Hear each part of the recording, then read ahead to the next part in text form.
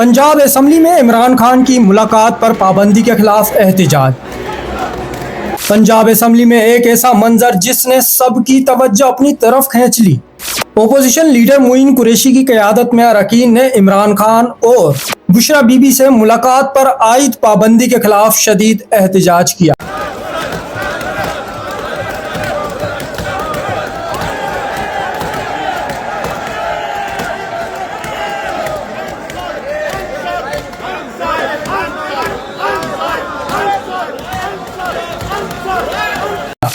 कैद तन्हाई नाकाबिले कबूल, मुलाकात बंद नहीं होगी। अरकान असम्बली ने बुलंद आवाजों में नारे लगाए, इमरान खान पर जुल्म बंद करो। ये एहतजाज इस बात का पैगाम है कि हकाइक छुपाए नहीं जा सकते और आवाम के रहनुमा के साथ ज्यादती बर्दाश्त नहीं की जाएगी। कमेंट सेक्शन में अपनी कीमती राय से जरूर आगाह करें। चैनल को सब्सक्राइब करें, फॉलो करें, वीडियो को लाइक और शेयर करें। शुक्रिया।